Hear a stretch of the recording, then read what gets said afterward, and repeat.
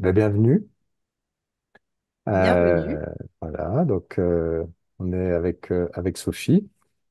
Pour commencer, vous dire quelques mots sur ICF, qui est une fédération internationale qui est donc centrée sur le coaching professionnel, qui a plus de 160 000 membres. Alors, je vais vérifier, là, parce que je crois que j'avais déjà coupé. Non, c'est bon. Qui a donc plus de 60 000 membres dans 160 pays. La mission d'ICF, c'est de faire la promotion. Est-ce que vous pouvez couper vos micros, s'il vous plaît? Je ne sais pas où elle est cette personne-là. Alors, attendez, hein.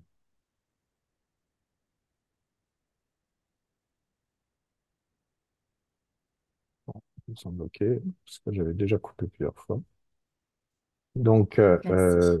la mission d'ICF, c'est donc de faire la promotion et de valoriser la profession du coaching professionnel plus particulièrement. Et du coup, en France, ça représente 1 700 coachs adhérents, dont 600 en Île-de-France. Ce qui est particulier chez ICF, c'est la déontologie et tout ce qui touche autour de l'éthique et aussi un système de certification.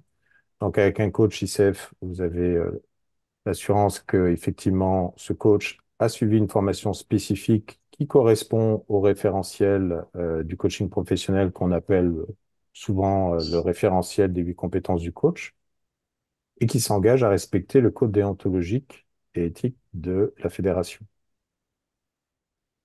Par ailleurs, il y a aussi un système de certification donc, qui vient du coup valider le professionnalisme du coach professionnel.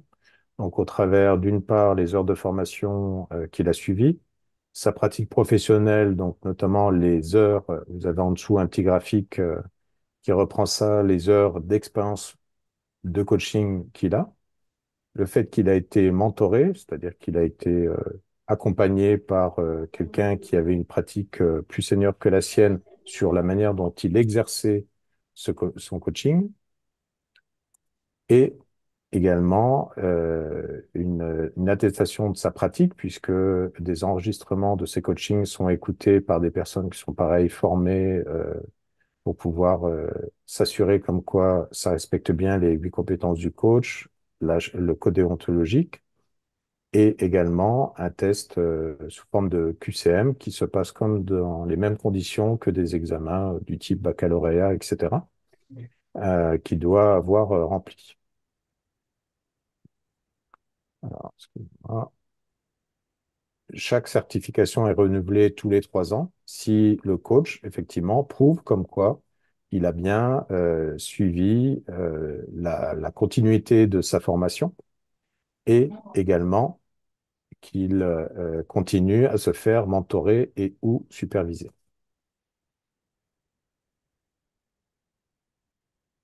Là, on se rencontre aujourd'hui dans le cadre de la Semaine internationale du coaching qui est organisée depuis 1999 par ICF. Donc cette année, c'est du 13 jusqu'au 19 mai.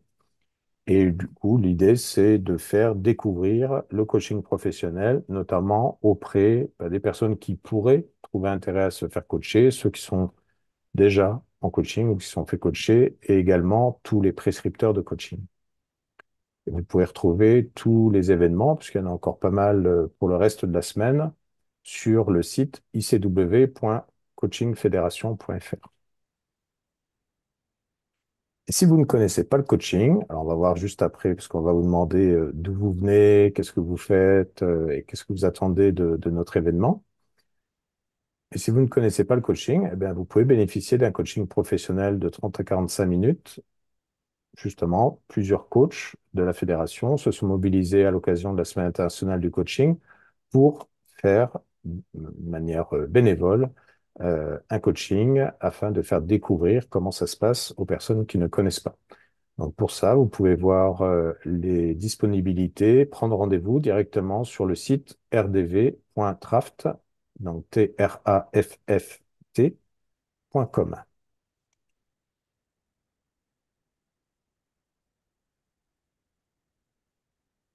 Alors, pendant ces 45 minutes, grosso modo, qui nous restent, on va survoler une intro, parler un petit peu de l'approche, quelques questions sur lesquelles on va vous faire contribuer, et après laisser la place aussi aux questions-réponses qui sont peut-être les, les plus riches.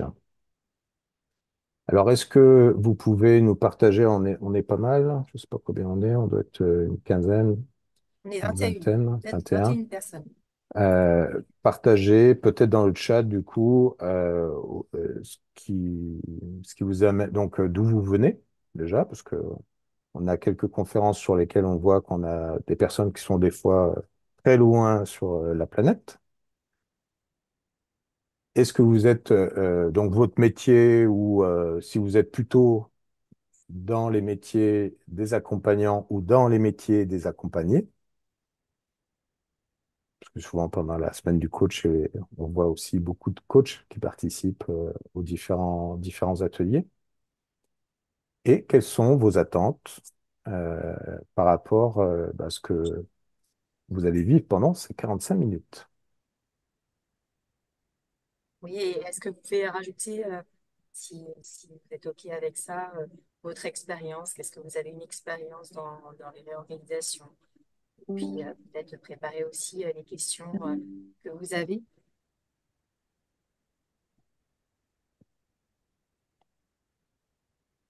Donc, on a des personnes qui sont du métier RH, qui sont en reconversion récente vers du coaching, la réunion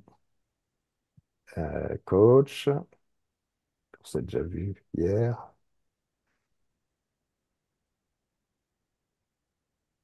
Alors, Hermine, je ne sais pas du coup. Coach, coach. Alors, on a eu quelques réponses. Vraiment, c'est important pour nous hein, pour pouvoir en même temps comprendre ce qui vous intéresse et orienter aussi un petit peu peut-être soit les exemples, soit les choses qu'on va évoquer. Donc, expérience qui a amené à travailler sur restructuration, La Rochelle. J'espère qu'il fait plus beau qu'à Paris. Formation de coach, Blois, coach professionnel. Attente méthodologie pour accompagner le changement dans les entreprises. Encore 45 minutes, ça va être chaud. Région parisienne, 20 ans d'expérience en conduite du changement et ajouter la dimension coaching à la gestion de projets de transfo. 25 ans de marketing en entreprise pour arriver sur le coaching. Administration, administrateur certifié et coach au Cameroun. Ah, voilà. On en a qui sont très loin. Donc, on a la Réunion, on a le Cameroun. Chef de projet en entreprise. Ok, donc sur de la réorg, coach, manager, améliorer le style de management. Ok, de la réorg en DRH, ça marche. Ben, merci beaucoup. Merci pour vos retours. Voilà, ça permet de vous aider à savoir vers quoi est-ce qu'on va. Tu veux nous parler un petit peu du pourquoi? Oui, alors, je vais vous parler du pourquoi. Alors, je suis désolée si ma liaison n'est pas très bonne, donc j'espère que ça va être OK. Dis-moi, Cédric, si des fois je dois répéter. Faut parler Donc, fort, bah, c'est je suis tout. très heureuse, en fait. D'accord, je suis très heureuse de vous accueillir pour ce webinaire qu'on espère interactif. Alors, le thème, initialement, c'était l'accompagnement des réorganisations vues sous l'angle du coaching professionnel et qu'on a reformulé via une question, hein, quel est l'apport du coaching professionnel dans les acquisitions, fusions et réorganisations en entreprise? Donc, je remercie vraiment Cédric d'animer ce webinaire avec moi et ICF Île-de-France pour nous offrir l'opportunité de partager ce sujet qui me tient particulièrement à cœur. Alors, alors pourquoi on a choisi ce thème? C'est parce que le sujet de la Coaching Week, c'est innover, élever, célébrer. Et pour nous, ben, cet accompagnement des organisations, c'est une manière aussi d'innover, d'élever et de célébrer. Euh, C'était aussi pour faire face à un constat. on est face à un contexte économique qui est mouvant, avec des changements permanents hein, dans l'organisation business et avec des réorganisations de plus en plus nombreuses. Donc, on fait face à des défis, des challenges en matière de compétitivité et d'innovation. Et donc, l'objectif de ce webinaire, c'était d'apporter un regard différent euh, de l'accompagnement des opérations de réorganisation. Alors, quelques mots Bon, sur nous. Sophie, tu veux te présenter? bon, ouais. Alors, ben, moi, je suis coach professionnel. Donc, j'accompagne les individus et les collectifs sur les sujets notamment d'inclusion, diversité et de performance humaine durable dans l'entreprise. Et je m'appuie sur une expérience de près de 25 ans en entreprise, hein, dans des groupes internationaux qui ont connu de nombreuses opérations de restructuration, donc fusion, acquisition, OPA, cession, fusion, cession, jusqu'à la liquidation. Voilà, et donc je suis aussi membre de la Fédération internationale de coaching. Et pour ma part, Et puis quelques petits compléments, bah, vas-y, vas-y. oui, juste pour finir, bah, j'ai aussi bah, voilà, j'ai accompagné en fait des opérations d'organisation aussi en tant qu'experte et conseil. Et juste, j'ai aussi connu moi-même à titre personnel plusieurs transformations euh, d'entreprise.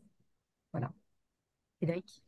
Merci. Bah, du coup, je fais l'accompagnement d'évolution, d'organisation, quel que soit le format. En ce moment, surtout des transformations au sein des organisations.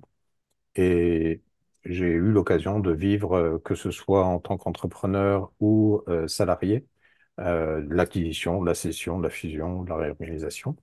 Donc, bah, c'était justement, c'est comme ça qu'on s'est retrouvé d'ailleurs avec Sophie, qui cherchait des coachs qui étaient sur ces sujets. C'est comme ça qu'on a commencé à Ouais, interagir il y a déjà peut-être un an ou un truc comme ça. Et on était pas loin plutôt d'un an, ouais. à envisager de faire des interventions ensemble, mais voilà, on fait une présentation ensemble.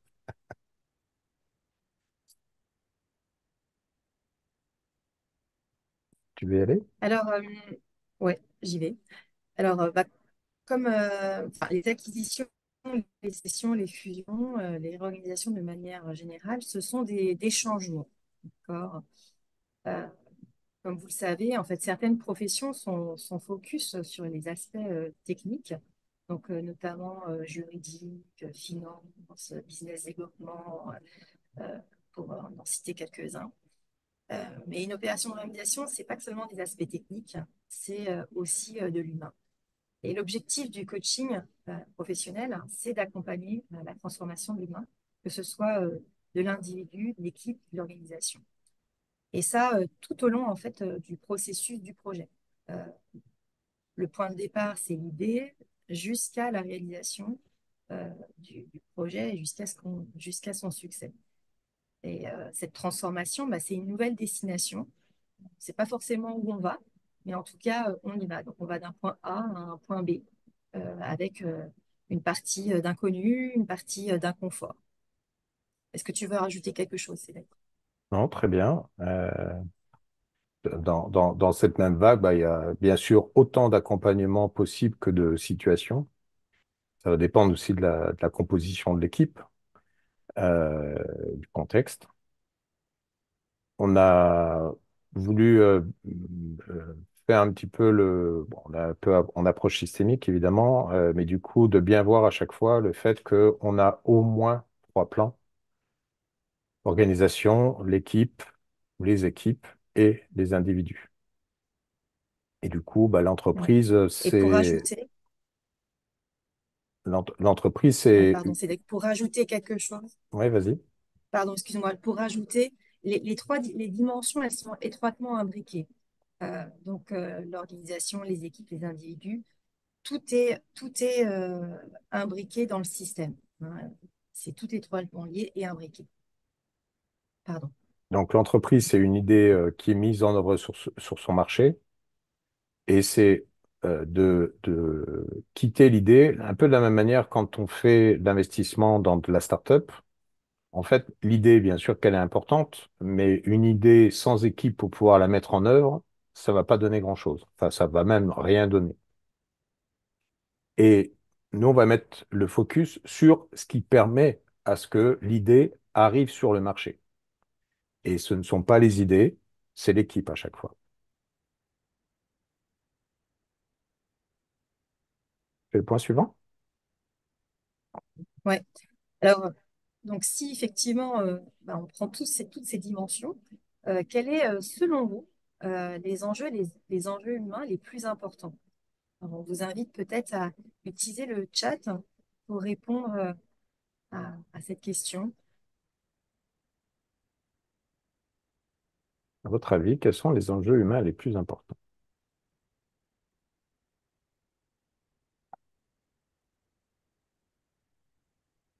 Gestion du changement, la peur, La peur,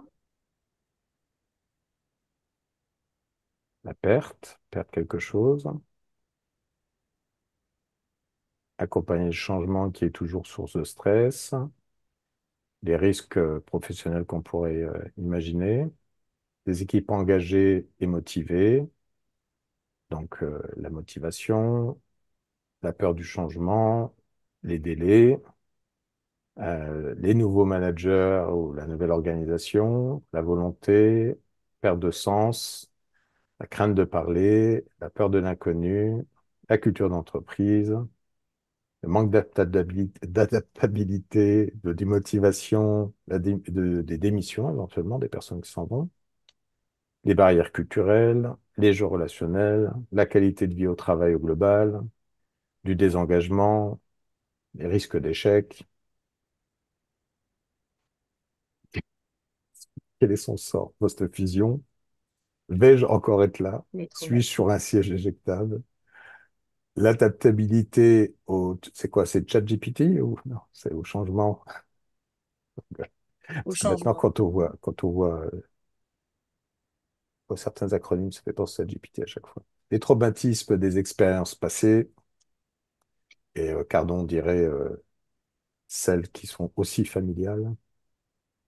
Reconnaissance de mon travail passé, ouais, effectivement, est-ce qu'on va pas, tous les efforts faits là jusqu'à présent, est-ce que tout va être oublié avec les nouveaux là? La peur de l'inconnu, qu'est-ce qui va se passer demain, etc. Merci. Bah, Mm. c'est ça. Et du coup, on va se pencher un peu sur comment créer un nouveau collectif engagé.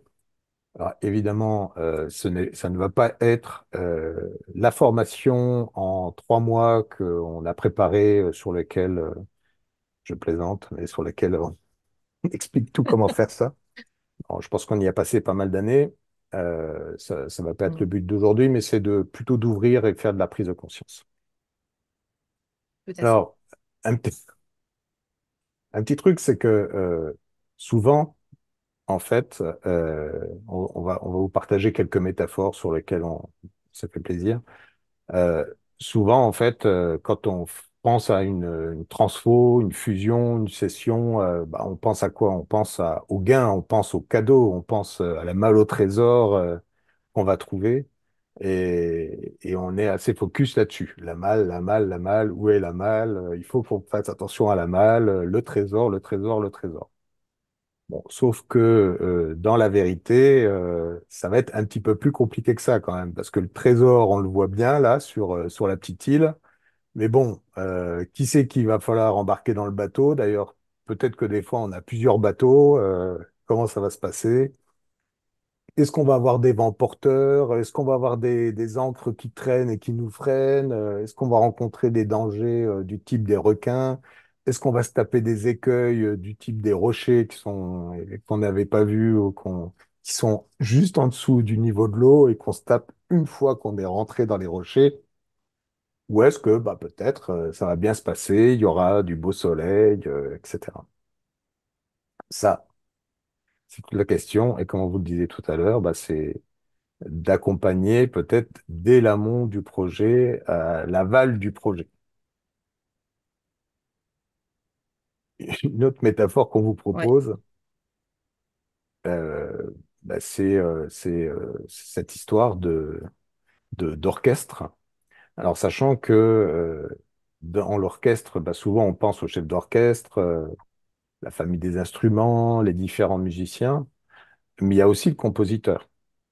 Alors, je ne sais pas s'il y en a, ça pourrait faire l'objet d'une autre conférence, mais moi je suis très fan du principe source de Peter Kuning, sur lequel il y a une différence entre celui qui voit la suite du projet, quel que soit ce projet, donc qui est à l'origine de la création d'entreprises dans de nombreux cas, pour une création d'entreprise par exemple, versus celui qui prend le leadership de la mise en opération de ce projet. Et en fait, il faut se préoccuper de tout ça pour que, effectivement, la symphonie continue. Des fois, on dit pendant les travaux, les ventes continuent. Mais effectivement, comment est-ce qu'on fait la suite de la partition ensemble et ce, avec peut-être des changements de joueurs, etc., que vous avez évoqué déjà. Et pour ajouter aussi dans un certain rythme et aussi en harmonie. Pour ceux Absolument. qui aiment la musique classique, moi j'ai joué longtemps dans un orchestre symphonique, donc chacun joue sa partie et en même temps, quand il y en a un qui fait une fausse note, bah, ça s'entend. Donc le chef d'orchestre a son rôle à jouer, chacun des musiciens a son rôle à jouer.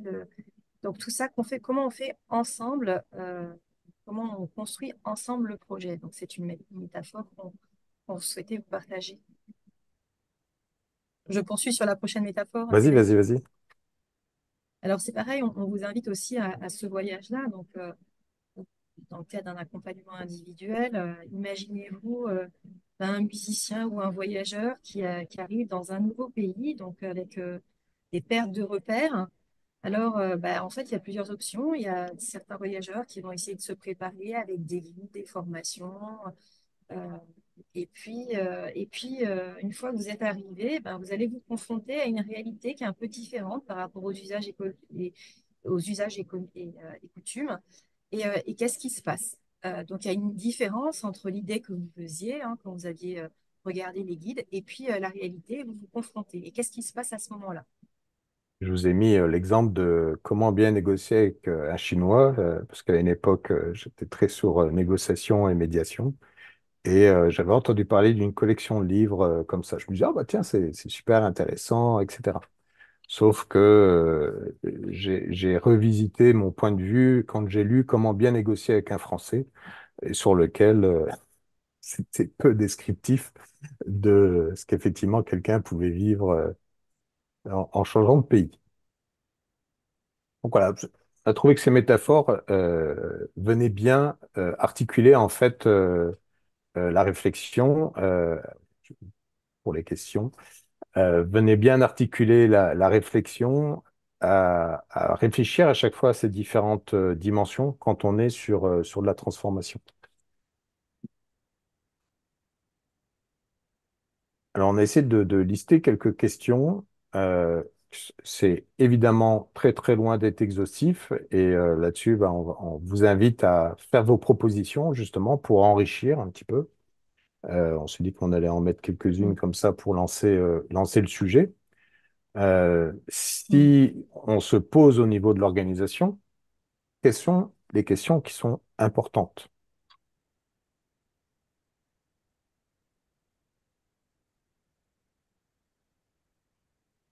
Selon vous, alors, utilisez le chat, s'il vous plaît.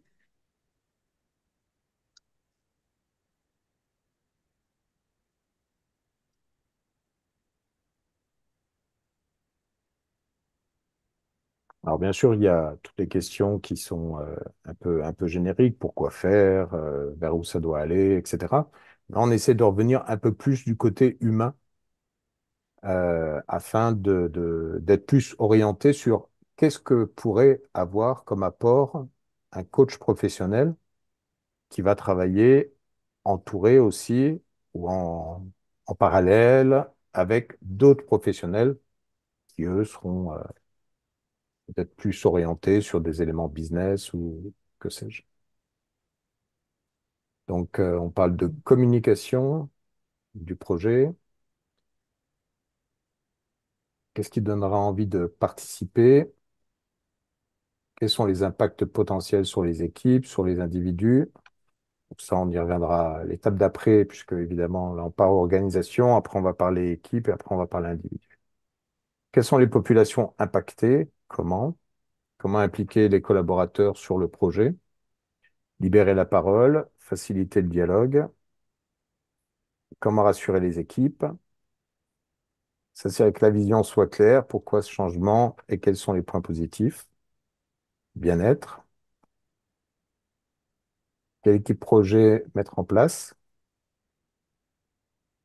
Alors, je souris parce que je vois que c'était le sujet sur lequel on a passé quelques heures avec Sophie pour essayer d'isoler justement ce qui était peut-être plus en lien avec le coaching, qui est donc l'accompagnement de l'humain avec, alors ce qu'on a résumé et n'y voyez aucun sens péjoratif, ce qu'on a résumé comme accompagnement technique. Parce que Ouais. effectivement, toutes les questions qui sont posées, même les techniques, elles sont hyper essentielles. Et je pense que si on faisait la liste des questions à se poser quand on fait un rachat, rien qu'en voyant l'épaisseur du bouquin, je crois qu'on aurait mal à la tête et on se dirait, non, non, finalement, c'est peut-être une très mauvaise idée. Et en plus, on, on s'imagine souvent dans la posture du racheteur. Et en accompagnement d'entreprise, j'ai fait aussi pendant de nombreuses années, enfin, que je continue à faire même, j'aime bien cette idée qui est que l'acheteur achète son avenir et le vendeur vend son passé. Et du coup, ça va aussi donner des dimensions. On n'a pas évoqué, même si des fois c'est un petit peu entre les lignes, toute la dimension symbolique qu'il y a au travers l'événement. Alors bien sûr pour les équipes qui restent, mais même pour ceux qui s'en vont. Et le vendeur, il a aussi tout son jeu et tout son accompagnement nécessaire, encore une fois, sur la partie humaine, tel que, ben voilà, vous avez des rachats qui ne se font pas parce que le vendeur, étant donné qu'il revend son passé, il sait bien tout ce que lui a coûté d'avoir amené son entreprise jusqu'à aujourd'hui. Et ben, des fois, d'avoir abandonné sa famille, d'avoir perdu son conjoint, à travers toute cette expérience entrepreneuriale, peut donner une surpondération, tout un ensemble de, de peurs, peut-être, de croyances et de fantasmes, en tous les cas, relatifs à cet enjeu. Alors, qui est le sponsor? Comment est composée l'équipe? Quel impact sur le dialogue social? Gagner les valeurs, la mission, la vision? Avec qui travailler ou dans les organisations pour répondre à ces questions? Qui sont les commanditaires de vos interventions? Etc. Bon, Ouais. lesquels t'aimerais évoquer, toi, de ton côté, Sophie? Alors, bah, il y en a plusieurs, hein, donc on va peut-être regrouper. Alors moi, ce que je voudrais quand même aborder, c'est la question de la culture de l'entreprise. Alors, c'est une Mm, hypothèse, hein, euh, puis un retour d'expérience. Donc, le sujet de la culture d'entreprise, pour moi, c'est l'ADN, hein, de l'entreprise. Donc, quand il y a un rachat, une fusion, eh bien, on se pose la question, bah, vers quoi on veut aller, vers quelle culture d'entreprise on veut aller. Euh, donc, quelle évolution? Comment on veut faire évoluer? Euh, Comment on veut co-créer? Comment on veut intégrer un nouveau business? Donc, il me semble, enfin, moi, je voudrais partager en fait quelques exemples des retours mm, d'expérience pour peut-être mettre un peu plus de matière vivante tout en respectant la confidentialité. C'est typiquement comment faire évoluer une culture d'entreprise qui était dans le secteur de la distribution vers le secteur du luxe. Comment intégrer une biotech. Alors pour les personnes qui ne connaissent pas la biotechnologie, il y a une dimension recherche très importante. Et alors, comment on intègre une biotech euh, suite à un rachat par un leader qui, est plutôt, qui avait plutôt une ambition euh, de génériqueur. Donc, ce n'est pas la même chose que la recherche. Donc, comment on fait pour intégrer une biotech dans un groupe qui a une dimension plus de génériqueur? Parce que son intention, c'est de devenir leader sur le marché de la santé. Un autre exemple, c'est comment on intègre une start-up dans une grosse ETI. Ce n'est pas du tout la même culture d'entreprise ou comment on crée une nouvelle culture d'entreprise euh, suite à des turbulences financières ou suite à un, à un spin-off. Alors, un spin-off, c'est une scission d'entreprise. Donc, les business se séparent et deviennent autonomes. Donc, ces questions-là, c'est des questions importantes parce que c'est ça qui permet de s'identifier, en fait. La culture d'entreprise, c'est l'ADN. Et Hmm. c'est ça aussi qui permet d'adhérer. Qu'est-ce que tu en penses, toi, Cédric? Ouais, tout à fait. C'est des choses qui sont très importantes puisqu'on le vit tant bon, dans l'intégration entre des entreprises différentes, mais même au sein d'entreprises qui existent déjà, quand on va rapprocher des services avec des métiers différents. Il y a quelques années, j'ai beaucoup travaillé avec, par exemple, des designers qui étaient un nouveau métier qui était intégré dans une grande entreprise sur lequel, bah, déjà, ils avaient déjà du mal à s'y faire, entre guillemets, rien que dans les aspects RH. Pourquoi? Bah, parce qu'il y avait des besoins de formation qui étaient différents, il y avait des besoins managériaux qui étaient différents, des besoins de reconnaissance qui étaient différents. Ça m'a fait penser à ça quand tu parlais de la recherche, parce que c'est pareil, les chercheurs, on ne peut pas du tout manager au sens large du terme de la même manière une équipe de chercheurs que, on va dire, des opérationnels un petit peu plus lambda. Il y a quelques métiers qui sont effectivement très différents. Alors, bien sûr, si c'est une entreprise dont l'objet est faire que de la recherche, c'est les autres qui vont paraître différents. Mais là, c'est plutôt les situations que j'ai vécues et sur lesquelles il est hyper important de s'intéresser aux cultures, même pas que d'entreprises, même de certains métiers, où j'ai vécu aussi dans de la réorg des cultures de certaines équipes.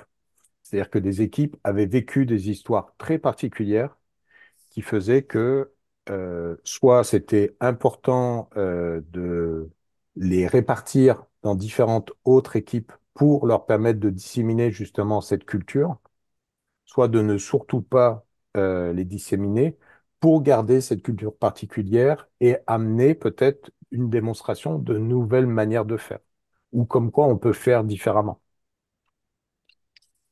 Ça Ouais. va apporter beaucoup. Au niveau de l'organisation, hein, à chaque fois, c'est quand même bien se poser la question de quels sont les impacts. Donc, de regarder ça en vision systémique. Au niveau de l'organisation, j'aime bien aussi faire référence au patron, au sens large du terme, ou CEO, tel qu'on souvent l'appelle en anglais. Et pour ça, j'aime bien la vision de Tony Robbins qui dit comme quoi le CEO a trois responsabilités. C'est les objectifs, la culture d'entreprise et la bonne personne au bon endroit. Et en dehors de ça, le reste, c'est secondaire. C'est ces trois premiers plans. Et c'est pour ça qu'au niveau de l'organisation, tu faisais référence, la culture d'entreprise, c'est quelque chose d'absolument important. Et quand on revient sur la bonne personne au bon endroit, c'est de réfléchir à chaque fois sur les trois plans. L'individu, l'équipe ou le collectif auquel il appartient, mais aussi ça par rapport à l'ensemble de l'organisation. Effectivement, on peut faire Et comme, des fois des bonnes pioches et des fois des mauvaises pioches. et comme tout à l'heure, Cédric vous l'a dit, avec l'exemple du chinois, il y a une dimension culturelle que Hermine évoque également. Quand il y a des rapprochements d'entreprises, de cultures différentes, ça rajoute une complexité supplémentaire. Euh, et donc, parce qu'il faut apprendre à se comprendre. Il y a des valeurs qui peuvent être différentes, des drivers qui peuvent être différentes. Et effectivement, ça rajoute de la complexité.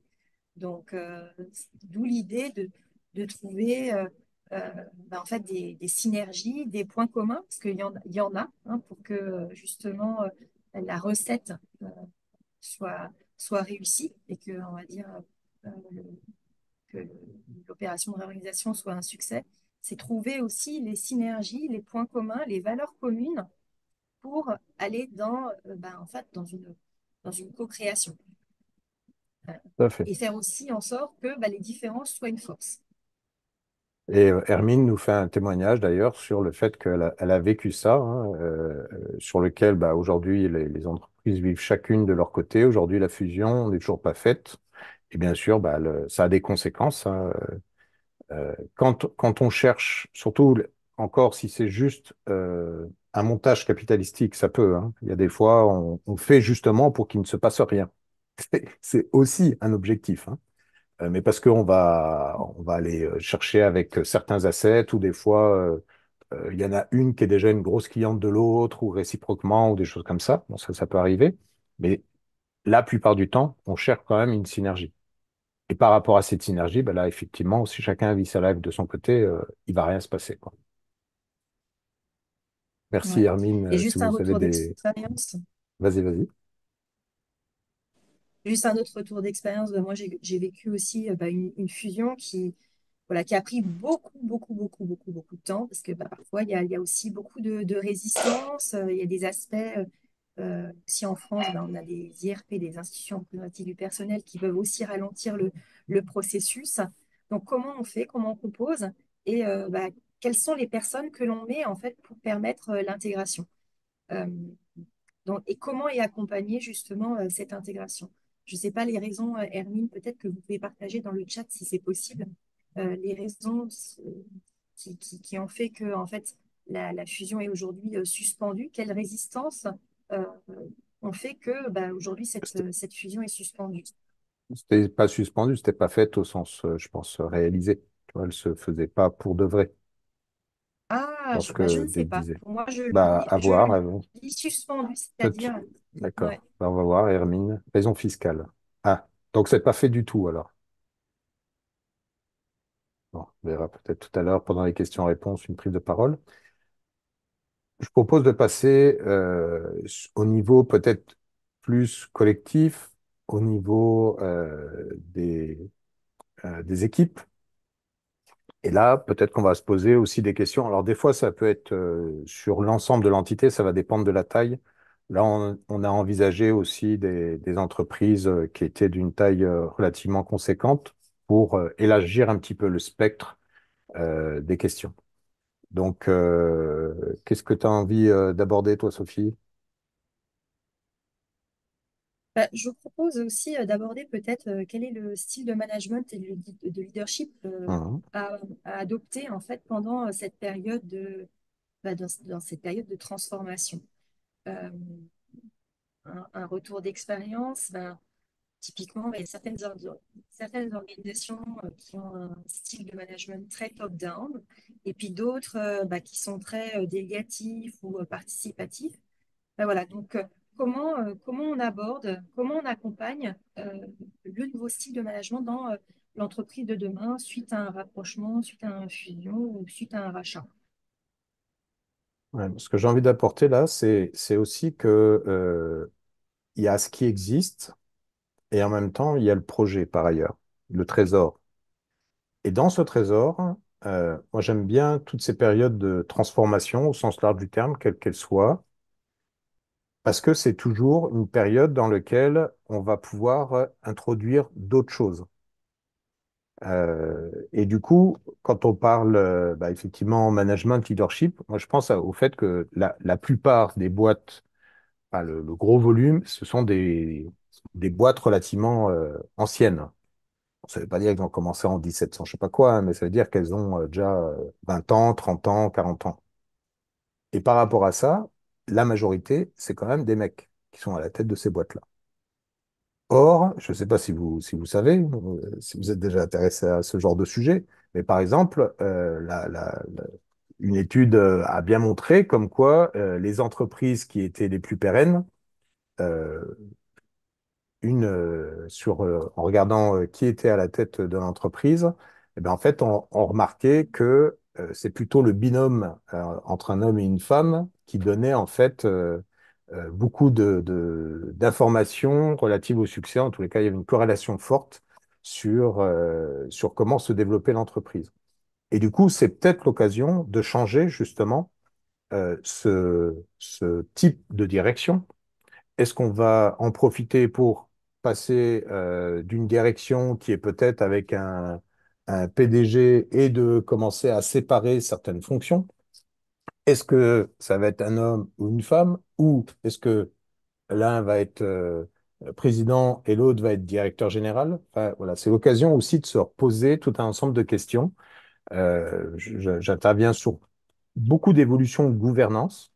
Ça aussi, c'est une question qui est super intéressante. C'est, tiens, et est-ce qu'on en profiterait pour faire évoluer justement les modalités de gouvernance, faire évoluer la manière de travailler. On a aussi des fois des questions euh,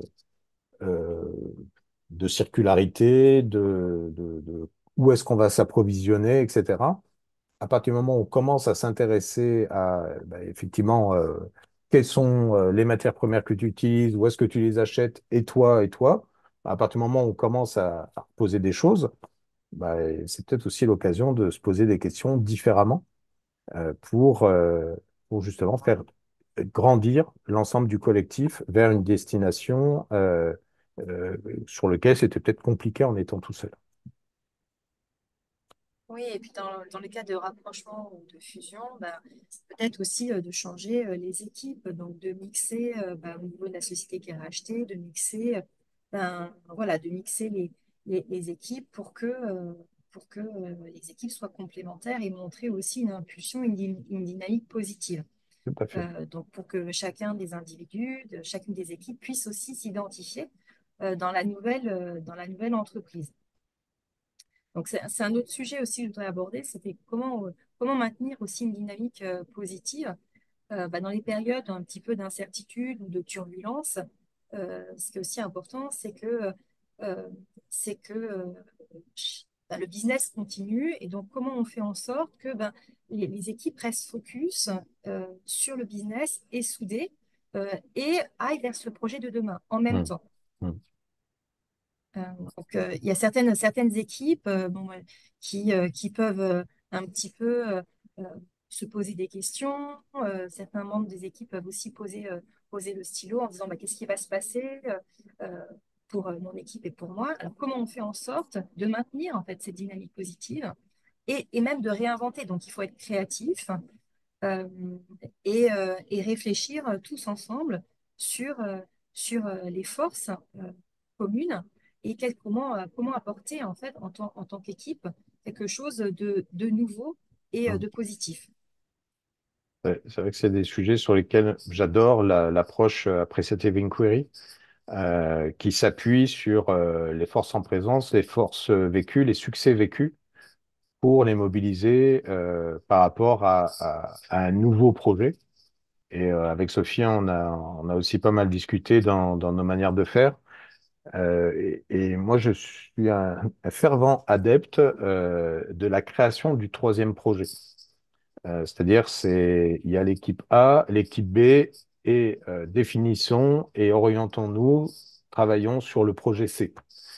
Comme ça, les histoires de gagnants enfin, de ressentis de gagnants ou perdants entre ceux qui vont recevoir l'un ou l'autre, etc.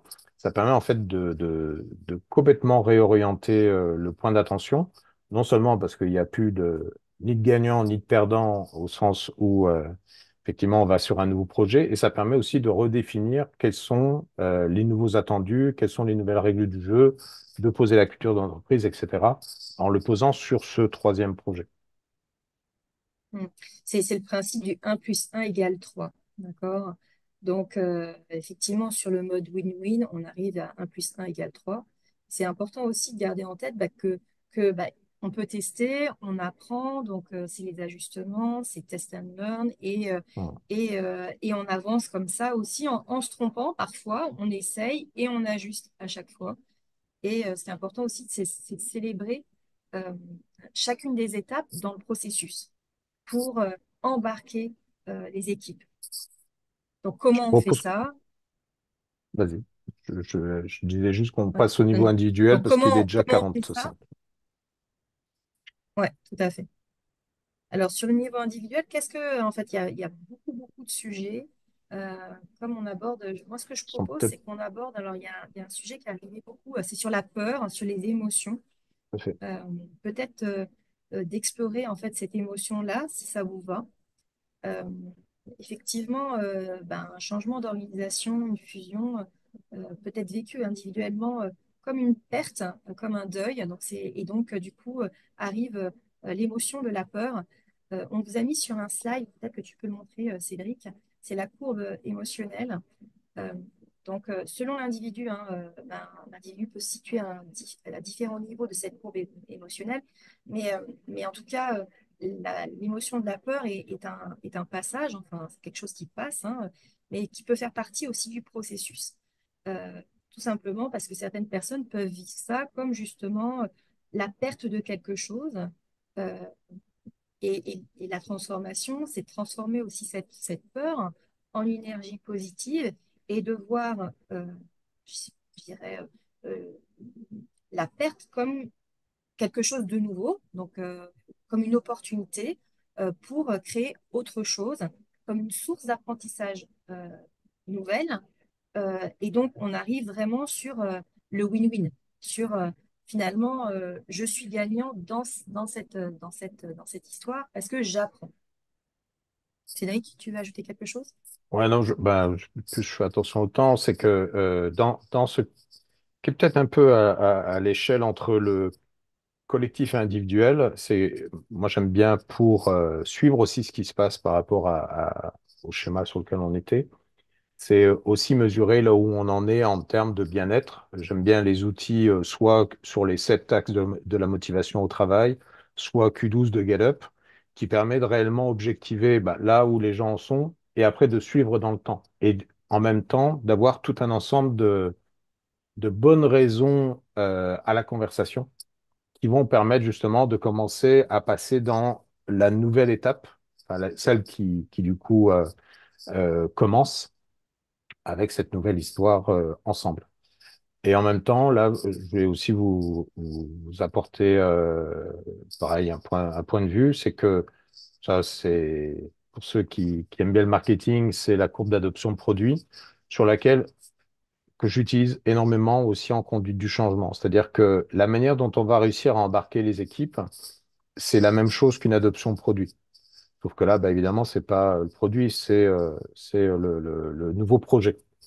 Et là-dessus, sur l'adhésion par rapport à un nouveau produit, donc vous avez toute une phase qui est toujours la phase un peu la plus raide avec les innovateurs, avec les adopteurs précoces, qui sont des gens qui ont notamment des motivations intrinsèques fortes liées notamment à l'image pour effectivement s'intéresser à tel ou tel produit ou service.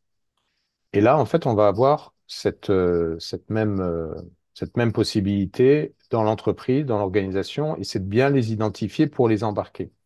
Sachant qu'on a vraiment un point pivot, et c'est tant la même chose dans le business que dans la transformation, quand on est bon, dans le business, on parle souvent 16%, 18%, 20%, et on va dire, passer cette bascule de réussir à embarquer au moins les 20 premiers pourcents de la population pour pouvoir après commencer à ce que ça diffuse dans le reste de l'organisation et que ça nous permette de commencer à rentrer sur la majorité précoce, puisque c'est là où on va commencer à vraiment rentrer dans le dur, mais en même temps le bon de la transformation. C'est-à-dire que là, on va commencer à rentrer dans une adoption massive de la transformation qui est proposée.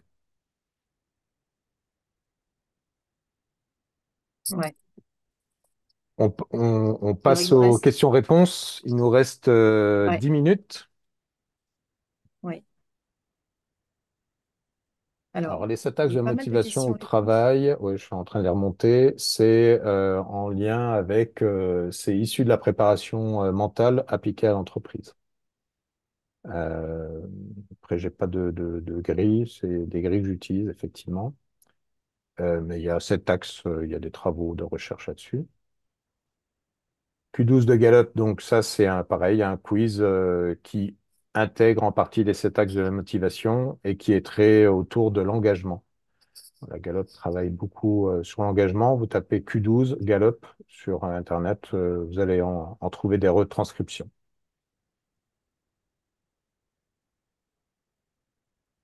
Alors, qu'est-ce qu'il y Un avait? risque d'intégration lorsque prise de contrôle hostile. Bah, le risque, c'est j'en ai connu une, hein, donc je peux faire aussi un retour d'expérience. Ben, c'est embarquer, hein, embarquer les gens, donc faire face aux résistances, aux croyances limitantes, euh, donc de pouvoir convaincre du projet C. C'est vraiment l'enjeu. Ça peut prendre un peu de temps. Donc, d'où l'importance de bien communiquer aussi. Euh, je ne sais pas à quel point elle était hostile, mais faire en sorte que justement ce rachat hostile devient un rachat amical. Voilà. Pour pouvoir créer en fait euh, l'entreprise ou le groupe de demain. Ouais, je pense que Ça c'est marque une résistance supplémentaire. ouais, à chaque fois qu'il y a une transfo, il y a plus ou moins un effet de surprise. Là, ce qui est intéressant, c'est l'effet de surprise qui, du coup, ouvre un espace qui n'existait pas avant. Et en fait, c'est utiliser cet espace pour pouvoir le mobiliser par rapport à ce qu'on veut. Après, ça dépend. Parce que c'est une hostile. Pourquoi c'était hostile? Quel est le but de ce rachat, etc. On pourrait partir dans deux directions qui sont complètement opposées, mais profiter de l'appel d'air que ça provoque. C'est un peu comme quand on Et de dit, voir ça comme une opportunité. c'est un peu comme quand on dit que bah, pour pouvoir avoir du nouveau, faut déjà enlever de l'ancien, quoi. C'est un peu ça.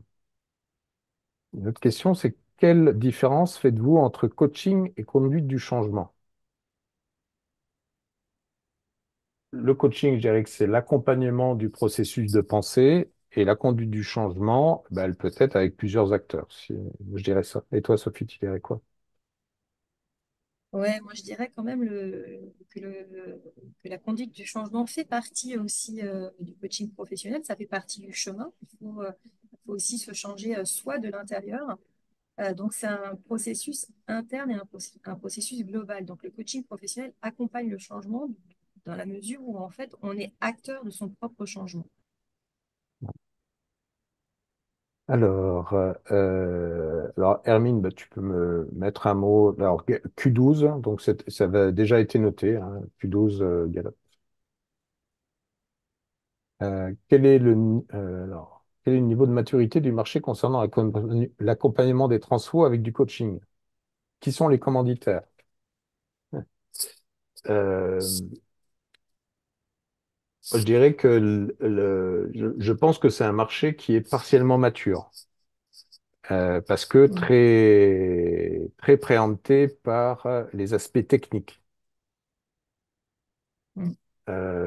Tous Je les gens dirais la qui, même chose. ouais, tous les gens qui Mm. font appel à moi, c'est parce qu'ils ont entendu parler de moi. C'est pas parce que ils ont en conscience que oui, il faut accompagner avec un coach la partie humaine. C'est- Ils pouvaient avoir ça dans la coin de leur tête, mais généralement c'est ouais, ok, j'ai confiance en toi et je sais que tu vas nous permettre bah, d'aller vers là où on a envie d'aller parce que tu vas nous aider dans les prises de conscience, grosso modo. Je sais pas toi, Sophie, Oui, ce que tu as d'autre à je suis partager. d'accord avec toi. Enfin, pour certaines entreprises, alors je parle des entreprises en France, c'est vrai que les aspects techniques sont les aspects prioritaires et l'humain, la transformation de l'humain est pas suffisamment accompagnée. Alors on en est, voilà, on en est au début et pour autant, comme disait Cédric, c'est une question aussi de confiance. Donc, donc une personne a confiance en vous et donc euh, elle décide bah, voilà, de faire appel à vous pour accompagner. Alors parfois, pas forcément tout de suite l'organisation, mais une équipe ou un individu. Et puis après, ça peut se transformer dans un accompagnement d'organisation. Hmm. Des fois, vous n'êtes pas les bonnes personnes. Ça fait penser à ça. Là, je suis sur un début de préparation alors c'est pas une réorg en tant que telle, mais c'est plutôt une évolution dans la manière de travailler et un souhait de faire évoluer les mindsets qui vont avec, pour que les services soient moins compartimentés, etc. Sur un gros périmètre, plus de 5000 personnes. Et, et là-dessus, enfin, je me marre parce que je vois, la strat qui dit ouais, mais ça c'est le sujet de la strat, les RH qui disent ça c'est les sujets des RH, contrôle de gestion qui dit ça, c'est un sujet de contrôle de gestion, etc. En fait, c'est le sujet de chacun et en même temps, chaque fois, chacun veut être, entre guillemets, un peu le patron du sujet. Euh, moi, je leur dis, bah, peut-être que c'est le sujet de tout le monde et en même temps, c'est peut-être surtout un sujet à aborder différemment. Et du coup, là, on est en train de discuter sur comment changer ce qu'ils ont fait jusqu'à présent qui n'a jamais donné le résultat qu'ils attendaient, en leur disant, bah, tiens, quand vous voyez ça, bah, vous connaissez tous hein, la phrase, j'imagine, de c'était qui, c'était Einstein hein, qui disait la folie, c'est s'attendre à des résultats différents tout en continuant à faire la même chose. Et du coup, de les amener à se dire, bah, qu'est-ce que vous n'avez pas encore fait en fait. Et notamment, là, c'est un dispositif sur lequel ma proposition, pour l'instant, est de faire accompagner le patron de l'entité et, on va dire, son codir par un coach systémique pour les amener à déclencher des prises de conscience qu'aujourd'hui, ils n'ont pas. C'est-à-dire que pour eux, ça, c'est l'affaire de tous ceux qui sont en dessous d'eux. Mais c'est pas leur affaire. Or, évidemment, ça commence déjà de leur côté. Donc voilà, ça me fait penser à cet exemple d'amener peut-être à rompre un petit peu avec les schémas des fois et d'inviter à ramener à chaque fois sur une vision globale les uns et les autres. Euh, Là aussi dans la stratégie là, que j'évoquais, c'est de changer d'acteur. Parce qu'il y a des fois, certains sujets, quand ils sont abordés, eh ben, en fait, ça amène à libérer beaucoup de stocks négatifs, beaucoup d'énergie négative, on va dire, des choses qui embêtent les gens, qui leur font pas plaisir d'aborder. Et en fait, bah, des fois, c'est un peu comme quand en négociation, vous jouez le bon et le méchant. Eh bien, c'est bien que le méchant soit pas le même que le bon, quoi, hein, parce que ça permet d'ouvrir des manières de fonctionner différentes pour la suite, quoi. Mm. Alors, il y a une question qui a été posée par Béatrice, c'est quelle différence faites-vous entre le coaching et le consulting en conduite du changement? Alors moi, je Ah, dirais, et le bah, c'est la consulting. posture, hein, la posture, voilà. La posture du coach professionnel, c'est une posture basse, hein, donc vous accompagnez le client à trouver ses propres solutions. Et le consulting, bah, c'est vous proposer des solutions. Donc c'est une démarche complètement différente entre la posture haute et la posture basse. Euh, donc deux approches différentes. Cédric? Qui ne sont pas antinomiques, ouais. Oui, c'est ça. Bah, j'aimais dire que le Voilà. coaching, c'est d'accompagner le processus de pensée. Euh, le consultant, on va plutôt lui demander de nous donner des réponses. Et c'est là où ça va faire la différence. Le consultant peut amener des réponses qui sont très très justes, mais sur lesquelles, par exemple, l'organisation ou les parties concernées ou la personne qui est accompagnée n'a peut-être pas encore les ressources, et pas forcément ressources externes au sens financier ou etc., mais tout simplement les ressources internes. Il est peut-être mentalement pas prêt à aller dans cette direction ou à tester telle manière de faire. Et c'est Mm. là où on a une grosse différence à ce que le coach, du coup, va être toujours bah, dans le respect des ressources du coaché et qui peut amener à une décision souvent qui va être temporaire, hein, mais qui va être acceptable et qui va pouvoir être mise en œuvre par le coaché.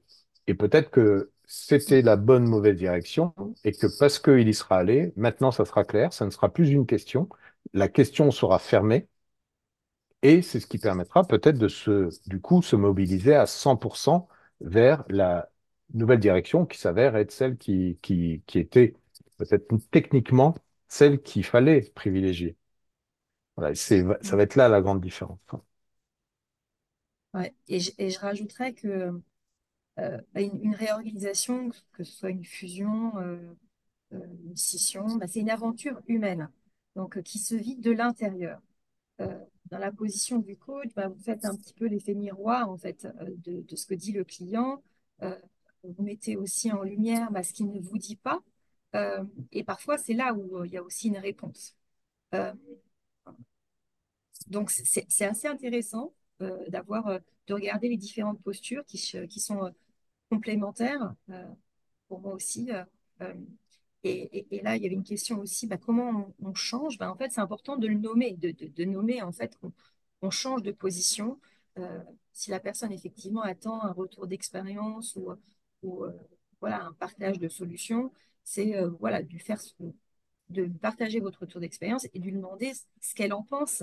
Et comme c'est du sur-mesure, hein, en fait, il n'y a pas une situation, il n'y a pas un accompagnement qui se dupliquent d'une organisation à une autre, d'une équipe à une autre, hein, puisque c'est une affaire humaine. Donc, comme on vous l'a dit en introduction, chaque entreprise est différente et unique du fait, notamment au fait de sa culture et de son ADN. Donc, une solution qui va être apportée en tant que consultant ne va pas être forcément duplicable en fait à une organisation du fait de sa particularité. Il est 13h01, donc il y a une Ouais, question qu'on aborde très vite fait, puisque c'est une question qui est souvent mise sur la table, c'est est-ce qu'on peut, ou si je comprends, on ne peut pas être coach et consultant à la fois? Eh ben, en fait, c'est que c'est pas au même moment. C'est surtout ça qui est important. C'est-à-dire qu'on ne peut pas dire, et toi, comment tu ferais? Et tout de suite derrière, faire des propositions, ou de faire des propositions et dire, et toi, comment tu ferais?